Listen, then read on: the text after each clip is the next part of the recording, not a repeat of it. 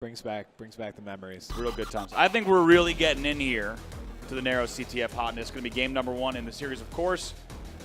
30 minutes on the clock, 15 real minutes, and 3 flags to win.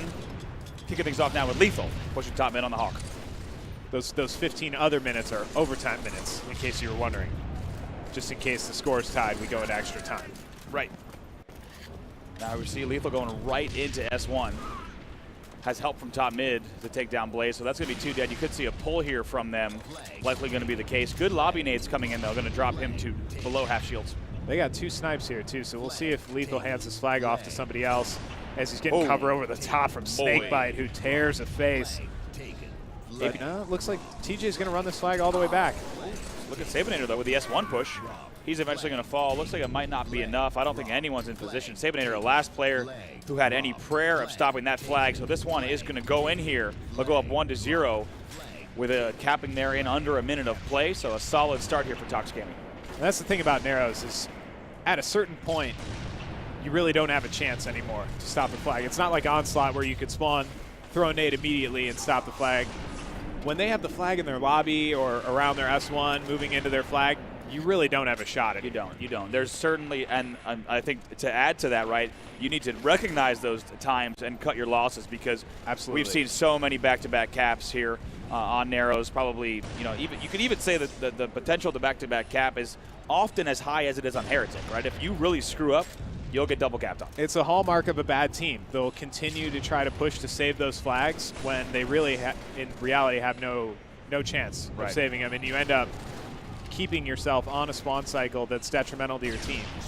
My goodness there. Look at that killing spree from Snakebite as he hits that. He has help on L2 as well.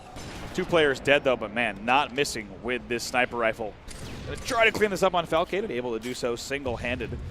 Now, as we cross the 2-minute mark, it was a great first minute for TOX, but the second minute of play, really things slowed down, trying to get a little bit more slaying control. And this is what I talked about, right? TOX likely could have sent a player just jumping flag lobby or flag landing and going for another pull, but they're really making sure they get control here before they get this pull. 3 dead. This is interesting, too, with only 1 player up top and having 3 players flood down low. So actually, we saw them do it yesterday as well. They interestingly had 2 players in S1 watching the cannon door as they're running flag, wondering if that's going to cause them trouble later on in the tournament.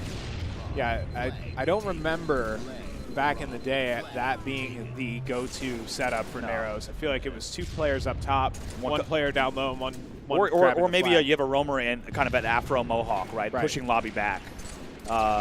You might have seen quite a bit. Because the defense in the past was to go up top, and overwhelm those guys up top while, sending maybe 1 guy down low.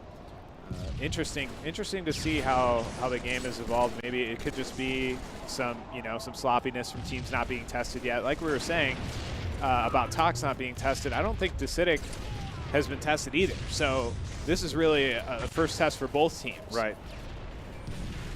I tell you what, as we get into these closer and tighter matches, a little bit of how about that? A little ammo handoff. I'll take that. APG still has rockets going in for the airstrike, sending rockets down into Hawk. He'll pick up that kill as you see in the kill feed. But look at this, TOX really playing this, as you talked about earlier, Fries. Methodical Narrows here to a T, waiting for each other in lobby. You saw APG tried to make something happen there over the cannon, but he will actually fall as you see that red X on your screen. So, like we said, that first cap came easy, and what we might have thought that this would be a pretty darn fast game based on that first minute alone. However, it really has been anything but with the guys on Desitic putting up a pretty good fight here and potentially poised to send this game into the later minutes. Yeah, bruv. You saw them set up a 4-man push up top that got shut down pretty quickly. Right. But it was a slow, controlled, wait for our whole team 4-man push up top as Sabinater trades out with the rockets there. Yeah, unfortunate for Sab, of course. You want to be able to stay alive after that rocket kill, especially in that position. Great shots there for Snakebite to take down Falcated here. And eventually Eco will clear out. Devin here, though, taking a look at Blaze with this sniper rifle in hand. It's the first time we get to see Big Blaze with the snipe up here on the stage. He's rattling off some wild shots as they look to take top control over again. It's gonna be tough, man. You see how slow and how methodical TOX is playing, just as we predicted, and it's really tough to meet that with. I feel like Devin and these you know, newer Halo kids are used to that type of aggression. It's going to be a shock to their system, so to speak, to really slow down and match the pace of TOX Gaming in this match. Yep, Lethul's getting bodied. He did not cap, by the way. APG is in a position to potentially get in there, unless I am mistaken. I think APG still has to finish the job. Yes, he does. He does get the cap, 2-0 there. Sabinater desperately trying to shut down that cap. APG, though, does get the cannon lobby spawn, giving him plenty of time to get over there and put that in there. Only one cap to go here. And TOX Gaming, even though they're not doing it the quickest or even the most efficiently, a comfortable 2-0 lead for them. Yeah, it's been very controlled. They really haven't been at risk to even be capped on. I think Desitic made it into TOX's base a total of 1 time so far. Yep. So it's really, wow, they're just really, really lighting it up with the sniper rifles here. You've seen unbelievable power weapon control so far, and I think that's really led to their dominance. If they you know, didn't have the same level of power weapon control, I think we'd see a much different game right now. You know, if Desitic maybe got a couple of rockets, or you saw the first time that they did have the rockets, Sabinater actually made it to their flag. That was the only time they got into the base. So maybe focus on that a little bit more towards the later half of this game, and try to really push your advantage when you do get a shot, because you're not going to get many chances. That's right. That 23-minute rockets finally grabbed there, as you saw from APG as he was flying in. Lethul now coming over to try to finish this game as well. Lots of pressure, though, coming from the cannon side, so he'll have to clean up the kill S1. Eventually, he will fall, leaving Eco alone on the flag. It's a good push there from Falcated, able to take down Eco off screen. So still having to work for this third cap, and this game certainly much longer than the narrow CTFs that we've seen on the main stage so far. But like you said, despite Desidic's pressure and the fact they've got a bunch of kills on the board, they haven't really been too close to scoring position at all.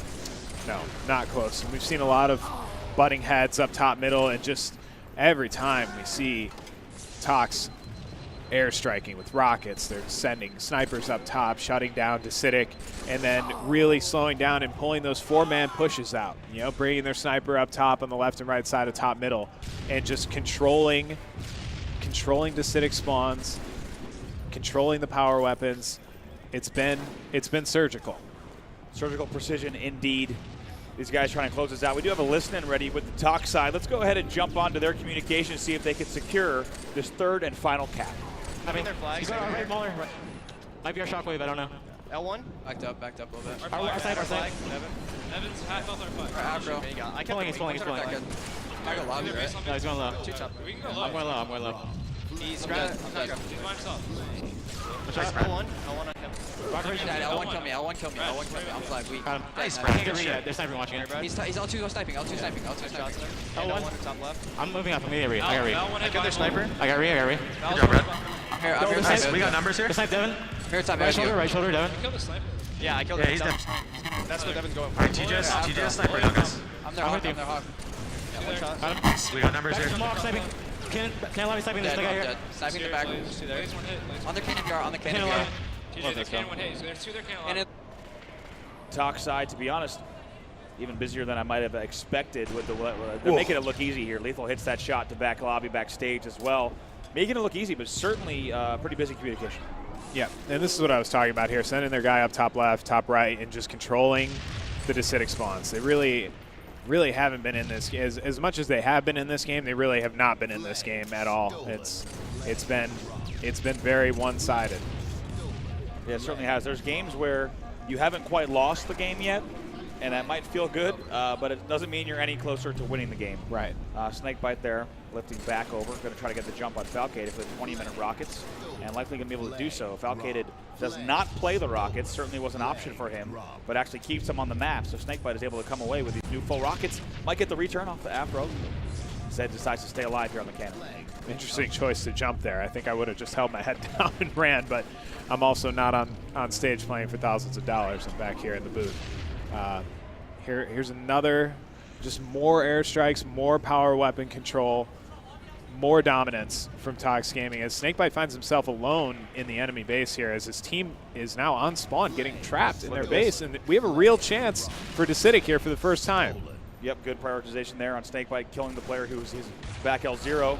Going to kill Attic as well. And when you have a player like Snakebite on the back flank and no one looking for him with rockets in hand, deadly. Makes it easy for him to fly back. Make sure that flag goes back at home, but tell you what, Desitic putting up the best fight they can so far, and here we are, already crossed the 10-minute mark. TOX unable to close it out, but like we said, TOX such a systematic, surgical team, want to get those pushes just right. You know, but I am also going to say that I'm surprised we're not seeing a little bit more aggression from the TOX side, or at least that aggression has not been paying off. They have been sending players cannon, they have been jumping down to flag and cannon landings, but it hasn't paid off every time for them. Yeah, I mean, it's like we talked about in the beginning. You know, they're playing people that can actually, you know, really shoot back now. So you have to respect that, and I think they do. They definitely respect the power of the Desitic players and what they can do with their guns. So you're seeing a little bit more reservation in their movements, but I don't think that they care necessarily about the time. I think it's more about winning 3-0 convincingly, 50-25, you know, doing whatever it takes to beat down these teams as best they can. And I think, you know, that was scarily close to a headshot there. And just every time APG sees two of his teammates die, backs on up with the snipe, makes sure they don't lose power weapon control and really have something bad happen. And when you are playing like that with the lead, you're really not at risk of losing this game. They have you know, a couple more minutes, 3 more minutes left before the game's over, and Desitic needs to get 2 flags, which from what we've seen so far, they really have no chance of doing. And not only that, but as he's backing up, waiting for teammates, he's hitting body shots on cannon players and then finishing kills L1 single-handedly. So when you have a player like APG in those 1v2 situations with no teammates alive, as soon as his teammates spawn in lobby, right, they're going to be able to push out together. So really great work from APG. Right here, we do see 3 dead momentarily. Falcated, only player alive in the lobby, so this could be the final push that they needed. Just creating time and space for your players, you know.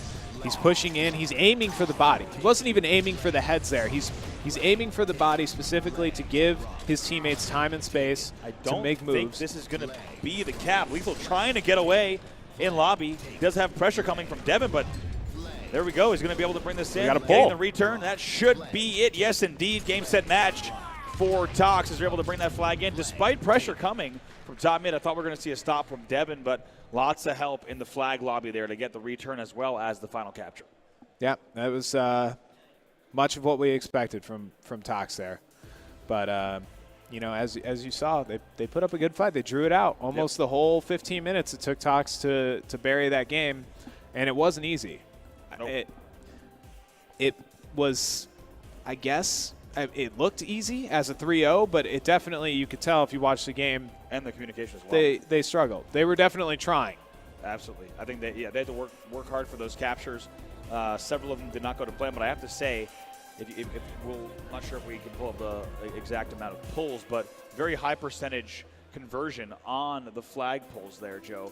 You can kind of tell TOX doesn't really want to pull a flag unless the deck is stacked right in their favor. They might pull a risky 2 dead flag and see where they can go with it, but very rarely are you going to see them cross the halfway mark unless they're pretty darn confident in that flag run. I think that was pretty clear in that game. Yeah. And you saw the kills, too, slanted heavily towards TOX. A couple of the Desitic players going convincingly negative there, which is what you expect from a 3-0, but they, like we said and have been saying, they put up a pretty good fight. Yeah, lots of kills on the board there, as we saw from the TOX side. Of course, it's not the end of the series, though. Still lots of Halo to play here, and we could see Desitic kind of continuing to apply a lot of pressure. We'll have to wonder if it's actually going to matter on the scoreboard, though, because they could have played that game 0-0 for 30 minutes, and you know there's a good chance that TOX is still going to convert. Well, this is the upset game, though, right? We are game 2. Slayer. Amp TS. Yep. This is where Desitic are going to be able to roll their guns and just bet on their aggression and their ability to make plays by themselves. I think, yeah, TOX is not going to be able to play this game anywhere near the way that they played narrow CTF. Slow it down, wait for each other in lobby, push up each time, decide whether or not you want to pull, talk about it.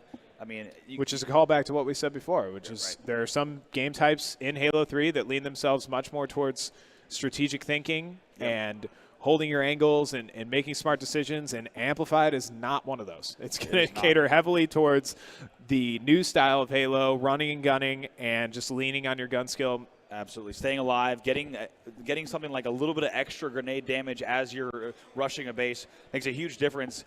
Really, what we called in Halo 3 a collapse-based game type, and one that you don't really see collapse-style Halo through Reach and 5 the same way you do on something like an AMP TS, right? I mean, this game is essentially identify where your opponents are spawning, get 1 to 2 of them weak, and fly at them. Kill all 4 of them, do it again. Yeah. There's not a lot of Halo maps and game type, especially map and game type combinations, that have played quite the way that AMP TS plays. I mean, when this was a game 11 in tournaments in the finals, I mean, you have heart attacks because the way that this game type is played. And I mean, I was just lucky to be coaching Pistola on Game 11 AMP TSs because all you want is someone who can just fly and create miracles. And I think you could say something like, APG really has a chance to shine here on AMP TS. Yep. And as we're looking at the skill shot replay here, we're going to see a lot of the power weapon control, a lot of snipe shots hit from Snakebite and APG. Just controlling this top center, top right, top left. This is where you want to be if you're an amateur player and you don't know how to play narrows with the sniper. You just roam around this top middle area, pick off the spawners, hit body shots like APG was doing, and really lock down the entire map. Yep. Sabinater there also doing a little bit of L0 sniping on his own, eventually shutting down Snakebite's spree. They had certainly moments of control, I'd say, of their own base and a little bit of top mid. But anytime we saw that, you instead then had Snakebite on the flank with the fresh rockets that was able to shut that down. So really they had great their chances, just not many. Right. Yeah, not many of them. But this one, as we said, could be very different. AMP TS, a unique game type in Halo's overall multiplayer suite. Not a lot of Slayers are going to play this way through across any Halo title and any Halo map. This is really close quarters. This is a map where there's not a lot of room to breathe, and each decision you make, each spawn needs to be made immediately. And whichever way you push with your team, even if it wasn't the best choice, you better just go the same way, because if you don't, it's going to be real messy real fast. Yeah, splitting and getting off of a spawn rotation with your team where you only have 2 alive and then those 2 die and your next 2 spawn up and you're just alone constantly is probably the worst thing that you can do for your team in AMP TS. You really have to make a conscious decision while you're dead, hold that back button, check and see how many of your teammates are dead, and make your decision on what you're going to do, whether you're going to hide and try to stay alive or push out with a teammate, know where your teammates are at all times. Very, very cerebral game type, considering how fast it is. It's great, too, because you have such a predictable spawn system. If you kill them at red, they're not going to spawn red. They're probably going to spawn blue. They might spawn gold, but it's great for the players. Absolutely, and that kind of gives, like you said, players the opportunity to decide before you spawn exactly where we're pushing. And also AMP TS, one of the game types where if you are able to get a single body shot into an opponent when you spawn could be a huge difference. The deciding factor in whether or not your team breaks the setup. So very rarely in Halo is moment-to-moment Halo as important as it is here on Amplified. Team Slayer going to be one of the fastest game types you see all weekend long. As we're kicking things off now with APG on TOX here, going to immediately try to fly out, head straight towards gold, see if he can make something happen. And nowhere to hide on this Slayer. Normally a 5-minute Slayer, real quick, real fast and fast-paced action. Like you said, one shot can make all the difference in this game. You have, you spawn, you get 1 shot. That player's now a 1-shot melee away from dying with these close quarters instead of a 2-shot melee. Makes a huge difference. It's a massive swing if you can stay alive during that engagement. And it's an early lead here for Desitic as they have some great base trapping there. 5-2 off the break. Got to be happy with that start, but of course they need to keep it up and they need to finish that kill. There we go. Devin able to take down Lethul. 7-3 off the break. Getting pretty greedy there, hopping up top. Shots coming in from bottom purple, but able to stay alive as he pushes out towards gold. And right now, you're going to see these moments right there, right? That first death for Blaze is going to make it so tough for his team to push out now. Yeah. You could have played that life a lot differently, waited for Devin to come around the corner and then popped out with a little bait and switch. What would you say was the overall strategy that TD executed when you coached them in this game in 2010? Because I know there are a lot of different ways to play it. A lot of teams would go up on top of the base and try to get that height advantage and look down on the teams. Some players would control the sides of the map. Yep.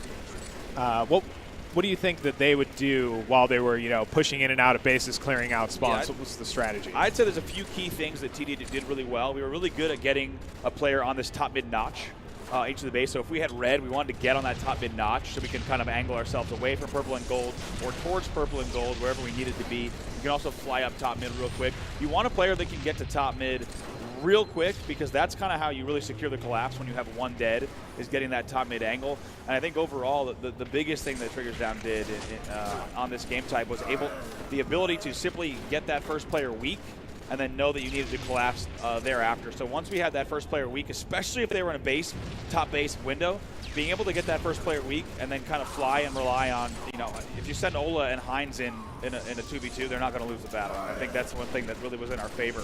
But really looking for that collapse style gameplay, not being satisfied picking up 1 to 2 kills here on a push. We really looked to really clear out that entire base and do it all over again. Yeah, and ultimately it is a numbers game. It comes down to numbers like most things do, but it's absolutely magnified on this game type when, like we've been saying, everything is such close quarters. You can end up wiping a team in a second and a half. Yep. You just push fast enough with your whole team. You push those small advantages and turn them into huge advantages when you have, one player that's 2 shots, yep, and your whole team is full shields. Absolutely. Now look at this game here. 24-23, finally, we do see TOX grabbing the lead for just a moment, though, as it's back and forth, neck and neck, all the way through the halfway point on the scoreboard. Still here, essentially tied 26-26. And this is what we expected to see out of this game type. We called it before it started. This is a fast-paced, in-your-face game type where individual skills really going to shine. And though TOX has a ton of it, Desitic is, I would argue, almost evenly matched on this with pure BR gameplay. Devin has an incredible shot. Everybody on this team has an incredible shot. So TOX has their work cut out for them in this game. I think if they win this game, it's going to be a 3-0. If they don't, we could see a Game 5 possibly. Yes, absolutely. Now, to take a look, the guys on TOX for the first time starting to pull away, but just a bit, as they're up by 3 kills at this point. Make that, and the 3-kill margin is maintained there, 35-32. But the guys on TOX really having to continue applying the pressure. And if they continue at this pace, they'll probably be able to squeak out a win here. What we need to see from the guys on Desitic is making sure they stay alive on a few key spawns here, and they need to stop the trading right now. Yeah, this is the most important part of the game right now, going into the 40 kill mark. Yep. Is where you're either going to separate and lose the game badly, or you're going to hold on and make it, a 50-48. And that's what we hope to see out of this one here as the trades go out, and it's a 43-37 lead for TOX as they seem to be running away with this one. Curious if TOX is going to play these last few kills aggressive or a little bit more cautious. Based on the way they played game number 1, the way they were playing yesterday, I doubt we're going to see them with a risky push, even with this 5-kill lead, 6-kill lead now. They're going to wait for these kills to come to them and just play this slow.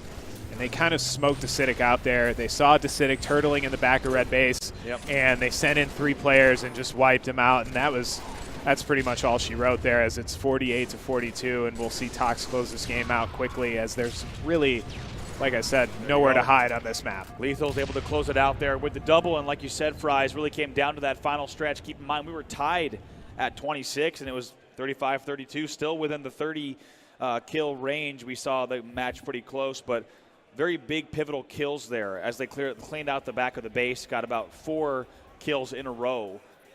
Which set them really on a pace to pretty comfortably close out there from there on out. Yeah, and a tough one for Blaze there, too. You got to feel for him. Drops 3 on the main stage there in that MTS. You figure if he could have gotten a couple more breaks, we don't know his assists. I'm sure he had a bunch of them, but if he could have gotten a couple more of those, the team would have been right there in that game at the very end there. Absolutely, and I think that is the sign also of a veteran team like TOX, even when that game is so tight, as we head into the skill shot replay to see exactly how things went down. Keep in mind, pretty good start there for Desitic. Yeah, they came out hot. And I have to say, we talked about it, but Blaze is coming around gold corner, looking at mid and looking at purple. If you're coming around gold, you need to be prioritizing, is there anyone on this opposite side. If you're coming from red, gold, the first check you make is blue-gold. Right. Because guess what? If you get hit from the mid, if you get hit from the perp, if you get hit from blue 2, those are battles that you can then back down from. If you're not checking the opposite gold, you're going to die, or at the very least take the first shot, put your team at a disadvantage. But if your player gold 2 dies without dealing any damage, it's going to be so difficult to come back from that. You better hope that miracles are happening on purple side, otherwise you're in a lot of trouble. Yeah, I think that was the story of Blaze's game there. It came down, I think, too, to a lot of, communication issues. Yeah. Devin was there on that side with him, and you would assume that he would tell him, hey, there's a guy, red gold right here in front of us, work with me. Right, yeah. And instead it was just, I'm going to charge out on my spawn across, and I die instantly. So yeah, and I think AMP, of course, a very tough battle. I think a lot of Halo 3 maps is a tough balance of, do I want to make sure that I get the first shot here and see the map, or do I wait for teammates to push up? And knowing exactly when to bait and switch can be very difficult. But the last kills around the 40 mark that we saw from TOX, perfectly executed. Yeah. You saw Snakebite challenging there and back red too, mainly because he had help there, right? Even though he's weak, knowing exactly when to challenge and when to kind of hide, it's difficult on AMP because there's a lot of, you always need to be helping someone. Someone is always in trouble on AMP. They're in a battle where they need help or they've been backed down, but knowing exactly which teammates to help and which teammates not to only comes with this veteran experience these guys have. The veteran experience totally is, and there's a lot of talking that goes on during this. So like us talking about this and simplifying it down to like, oh, you should have done this is not really, it's not really viable when you think about the amount of communication that's going on between all these guys. It's really about being selective, and you get that from being one of the best teams in the world and playing for 10 years, Knowing what to say is more important than, Oh, absolutely. Or when to talk rather than what you're actually saying. Sure. And of course, you're going to see on a game like AMP the amount of screen watching that is happening, knowing exactly where you need to push, watching death screens through your watching screens through your own death screen. Yeah. So important. TOX is able to close it out there, 2-0. No big surprises as we get ready for game number 3. Going to go ahead and take a look at the series layout as we see how things have gone so far. TOX off to a great start. Took them a little while, but able to close out Narrow's CTF 3-0. MTS final score there, 50-46. Guardian Ball going to be game number 3, and with the way TOX is playing, you can expect them to play a very tight Guardian Oddball. Yeah, I'm expecting a maybe like a 250-120 type. Yeah, and I think that's even given a lot of credit to the guys there on Desitic, because to even get 120 points on the board with the style that TOX is playing, I think will be quite an accomplishment.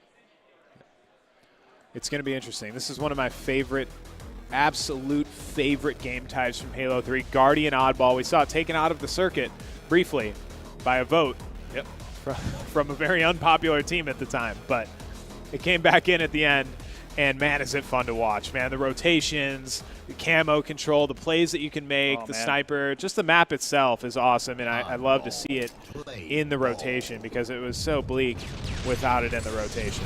Absolutely. Now Lethul backed all the way down at S2. Has some help there all the way at gold. Pulling some nice moves there to tiptoe around those grenades. Stays alive, takes down Falcated as well. Sniper rifle in hand, momentarily 4 dead on the side of Desitic. Going to be a pretty comfortable grab as they're able to grab sniper rifle, ball, and camo, as well as the lead. And this is really not the start that you want. You have a full perfect setup from TOX here with Lethul at Snipe 2 getting collaterals. Oh! Wow. Did we want it? He does want it. Lethul able to pick that up. He actually got a 2-fer there. Gets a headshot and a body shot through it. Looked like he was going to get the triple. Doesn't panic whatsoever. Able to clean it up as the player was lifting. And that's a killing spree. They're up 32-0. That flick, man. That camo has ran out for Snakebite. However, not to worry. Great shots here from Lethul. Picks up another kill on Blaze. Sees a player S1. Drops for it, but it looks like that player might have gone green already, so we'll have to reset here. Lots of presence, lots of pressure on this elbow side as Lethal's going to have to watch his own back momentarily. Yeah, they're going to have to reset here as their strategy and their setup is great. They have Lethul at S2, APG holding the ball, and then they have another player bottom elbow, and they send Eco in to blue to just cause chaos as Decidic's trying to push. So awesome, like perfect setup, and you definitely don't want to see that if you're Desitic right out of the gates, where they get sniper, camo, and they have a full setup. Right. It's really, as the underdog team, that's absolutely the opposite of what you want in the beginning. Yeah, it's just about the worst thing that you could have. Look at APG, hits the no-scope as well. And then when stuff like that's happening, it's just really demoralizing. Lots of confidence coming from the side of TOX. Oh my word! APG hits the quick scope on the elbow to bottom mid angle. Did he just jump off for no reason? I don't think he had any more ammo left in the snipe. He didn't have any anyway. more ammo. Eco grabs this camo here. You saw it grabbed right around the 43 mark. I mean, APG is creating new angles there, teeing up the sky high. I mean, you're just bottom glass, and you're looking at elbow, and you just see APG reaching new heights, hitting quick scopes like that. Amazing shot from him. That's what we want to see from him this weekend, and he's starting to heat up. Yeah, I don't think we've given enough credit to Royal 2, or Royal 1, sorry, Royal 2's not here. Back in Canada, probably watching. But Royal 1 is, spearheading all this power weapon control. Yep. And they really haven't missed much. They've gotten both camos so far this game. And, every sniper except this one, which is Blaze is bouncing back heavy from that AMP game. I think he has more kills in the last 20 seconds here than he did in that entire AMP TS game. Putting on a bit of a show of his own here. Picks up a kill on Lethul. Eyes on gold there, waiting to see exactly how these spawners are going to push. And now TOX actually has to put together a push of their own. APG flies right across top mid. APG also lifts and is going to steal that sniper back in the hands of TOX. They've got ball here on green elbow. Eco's up at S3. Lethul's all the way at gold, causing a whole bunch of trouble. So a pretty comfortable setup here now for the TOX side. This is their setup. So they traded Eco for TJ, and they put TJ at gold, and he's just going to be behind them and force them out. So you got TJ coming from one side, and then you're pushing out into the sniper of Snakebite as he's just taking skeet shots at people coming over the lift. A really tough push for the side of Desitic, as you saw Lethul and Snakebite able to have, Snakebite from green having every angle he wanted. Fully protected. Yeah, and under very little pressure. The player pushing front blue was not on the same page as the player that was lifting. Those two players need to be at least looking in the same direction. Now, look at this angle he's creating here, of course, also into blue. Ideally, you want your blue player to check off. Second now. I do not think it was a burn. Let's go ahead and see if it's up behind Snakebite, trying to get an angle on that. May have been a burn right around the 41 mark. As I look across all 8 screens, it looks like that was indeed the case. That camo will be burned up again in 2 minutes. Ooh. Taking some damage there from that nade. Lethul goes down. Almost had their perfect setup again as their setup on Snipe, which seems to be their preferred side to hold the ball. Blue also very formidable. Lots of teams prefer the blue side. You get a lot of cover. It's just a little bit harder. You're kind of closed in into some areas that are easy to nade, but also a very effective side to hold the ball. Got to talk about APG's play there. Really fantastic. Applies the pressure to green, even though he doesn't get the immediate ball kill. Stays bottom middle and pushes 2 players back at gold, which allows them to resume the snipe green setup. Great stuff from APG to know exactly where he needed to slot in on that push. Going to grab some ball time of his own. And a really great lead here. And great dropping and shooting from APG as well. Yeah. Nothing makes me happier as a former coach than an objective player who's ready to drop and shoot. Really can make a difference at high level. And you're really in an unfortunate position when 2 of your teammates go down and you're stuck bottom mid alone. Seeing a lot of disorganization from the Desitic side. Nobody checking down that green player with the sniper as his teammates lift over. Just fundamental stuff that you should be doing that happens when you're playing a team of TOX caliber, and there's nerves. You're on the main stage. A lot of things can go wrong. Devin should be able to get a play ball here, but actually he gets pinched in bottom green. Lethul flies right at him, makes sure that he was not able to move into a play ball position. Falcated and Eco will trade, but that ball has been rotated to bottom gold, as you see. He's able to bring this over, might turn this into a blue setup. Pressure coming from Garden. It's a double for APG. Make that a triple for him. 3 dead as they cross the 150-point mark. Just relieved all of that pressure that Desitic was putting on them. They had 3 players on the blue side of the map ready to take that ball and possibly get a full setup of their own. And instead, we see APG come in, make a hero play as Snakebite with the camo pushing towards top gold, looking to clean out the rest of the Desitic players and hold this ball probably for the rest of the time here at blue. Snakebite will eventually fall, but able to grab that camo, giving them 3 out of the 4 camos of this game. As you saw earlier, Falcated able to get a burn, but not control from the Desitic side. Snakebite eventually does get taken down, but now back on board with him off the spawn in green. Going to make for some easy kills around bottom middle. Also getting crafty here. Full Keebler Elf strat as he's locking down the forest. And look at he's forcing the green spawns. Able to actually win that, brief 1v3, but look at that, forcing the green spawns. He knew something about forcing that bottom green spawn. Yeah, there's no influence there on the Keebler tree. As long as you go all the way up to the Keebler Elf notch, the opponents will spawn below you. I really want to hear a top Keebler call out. Top once, Keebler. at least once. That's the new call out, folks. Here we go, 2019, making up new Halo 3 call outs. I think I gave Desitic way too much credit at the beginning of this game. I was going to say, when you said Desitic 120, I was like, I figured they'd get 2 setups. I'd consider that a win for Desitic if they managed to get 120 points on the board. Right now, they've got 6. This is, this is just an absolute unraveling of a team that probably is not the strongest objective team to begin with, playing a game that's probably second only to Construct King in terms of how disciplined you have to be and how accurate it is for predicting which team is better. Absolutely. Now as we look at Falcated, he's got sniper rifle at back S2. A little bit of control here for the side of Desitic. Lots of time on the clock, but we're going to require a slight miracle to see them come back into this game. Ball's down for a split second. As we take a look at the push, we got a heavy elbow push. You had Snakebite as well as Eco trying to make the push. That was 2 dead momentarily, 4 dead actually on the side of TOX. Wow. So signs of life from the side of Desitic, which we certainly haven't seen in this game just yet. Still getting blown out on the scoreboard, but starting to actually put some points on the board. Narrowly avoiding disaster there because as holding a sniper setup, you do not want to have 2 players pushing up elbow at you. That's the absolute opposite. You want that green control when you have snipe tower control, just like TOX has been putting on all game as Lethul steals the sniper from Sabinater there. And this is about to be all she wrote as TOX reclaim control of the map and bring this ball to blue as they have all 4 parts of the map controlled right now. Look at this, Lethul landing some shots there. Down into Garden. 10 seconds to go. Take a look at that ball all the way back to S2. That's going to be another kill on the board for Lethul. Checks S1, finds it, able to win that battle single-handedly. Why not help out on the Sabinator kill as well? And they're just player on alive. fire. That's going to be it. And that's all she wrote. They are absolutely, I mean, they showed their true dominance there in that game type and really said, you know,